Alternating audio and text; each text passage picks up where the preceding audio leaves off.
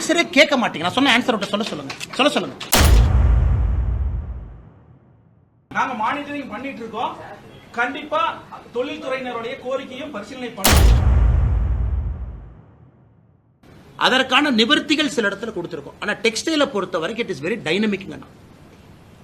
2 வருடத்திற்கு முன்பு கொடுத்த தீர்வு இன்னைக்கு அப்ளை ஆகாது. இட் இஸ் சோ டைனமிக், மாறிக்கிட்டே இருக்கும். அதனால் எங்களை பொறுத்தவரை அண்ணன் கேட்கிற கேள்வி தவறுன்னு நான் சொல்ல, அதே பதில தான் நான் திரும்ப சொல்றேன். மேடம், நீங்க கேட்கறது குறிப்பா எஸ்எம்இ பொறுத்த வரைக்கும் அந்த டெஃபினிஷன் காலத்துக்கு தகுந்த மாதிரி மாறுதுங்க. ஏன்னா ஒரு யூனிட் ஸ்மாலா ஒரு காலகட்டத்தில் இருக்கு, cannot continue to be small after a point of time. அதனால நான் அந்த பிரேக்கப்போட உங்களுக்கு திரும்ப வர்றேன். நம்ம ஸ்மாலுக்கு எவ்வளவு கொடுத்துருக்கோம், மைக்ரோ, மீடியம் மூன்றுக்கும் தனித்தனியாக will come with a breakup. அந்த டேட்டாவை பார்த்த பிறகு முரண்பாடுகள் இருக்கு அப்படின்னா we will take it up to the concerned minister. எனக்கு தெரிஞ்சு இது இருப்பதற்கான வாய்ப்புகள் குறைவு. பட் இருந்தாலும் நான் எஸ்எம்இயா உங்களுக்கு ஒரு டேட்டாவை கொடுத்தேன், ஒரு பிரேக்கப்போட உங்கள்கிட்ட பேசுறேன். சார், டெக்ஸ்டைல் இண்டஸ்ட்ரியில பொறுத்த வரைக்கும் பாலிஸ்டர் விஸ்கோஸ் இருக்கு இல்லைங்களா, அதோடைய இம்போர்ட் இதுக்கு தரக்கட்டுப்பாடுன்னு ஒன்று விதிச்சு பல வருஷமா கோரிக்கை கொடுத்துட்டு இருக்காங்க. ஒரு சில கார்பரேட் நிறுவனங்கள் மட்டும் பயன்பெறதுனால என்டையர் இந்தியன் டெக்ஸ்டைல் இண்டஸ்ட்ரியே பாதிக்கப்படுதுன்னு சொல்றாங்க இண்டஸ்ட்ரீஸ். அதை பத்தி உங்களுடைய கருத்து?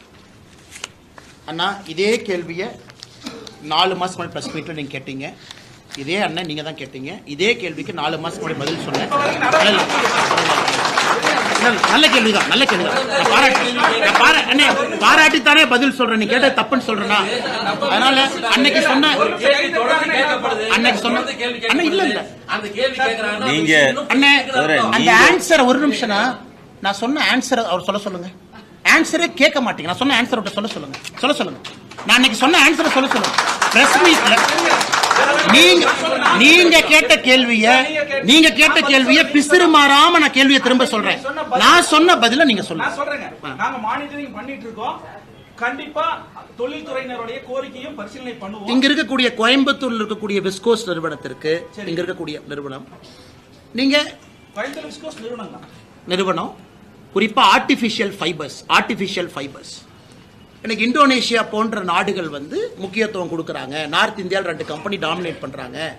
இதனால பிரச்சனை ஆகுது அப்படிங்கிற ஒரு அடிப்படை தன்மை இருக்கு. கோயம்புத்தூர்ல ஆர்டிபிஷியல் ஃபைபர்ல யார் இருக்காங்களோ அவங்கள கூட்டிட்டு போய் நிதி அமைச்சரை பார்க்க வச்சோம். இவங்க எல்லாம் பார்த்தாங்க. அவங்களுக்கு எந்த விதமான கம்ப்ளைண்ட் இப்ப இல்லைங்கண்ணா. நிதி அமைச்சரை பார்த்த பிறகு ஆர்டிபிஷியல் ஃபைபர் மேனுஃபேக்சர் பண்ணக்கூடிய கோயம்புத்தூரை சார்ந்த தொழிலதிபர்களுக்கு பிரச்சனை இல்லை. அதற்கான நிவர்த்திகள் சில இடத்துல கொடுத்திருக்கோம். ஆனா டெக்ஸ்டைல பொறுத்த வரைக்கும் இட் இஸ் வெரி டைனமிக். 2 வருடத்திற்கு முன்பு கொடுத்த தீர்வு இன்னைக்கு அப்ளை ஆகாது. இட் இஸ் சோ டைனமிக், மாறிக்கிட்டே இருக்கும். அதனால் எங்களை பொறுத்தவரை அண்ணன் கேட்கிற கேள்வி தவறுன்னு நான் சொல்ல, அதே பதில தான் நான் திரும்ப சொல்றேன். பிரச்சனைகள் வரும்போதெல்லாம் அதை தீர்ப்பதற்கான எல்லா முயற்சி எடுக்கிறோம். ஒரே பிரச்சனை தொடர்ந்து இருப்பதில்லை. ஒரு காலத்துல இம்போர்ட் டியூட்டி வேணும்னு கேட்டாங்க, இன்னைக்கு இம்போர்ட் டியூட்டி வேண்டான்னு கேட்கறாங்க.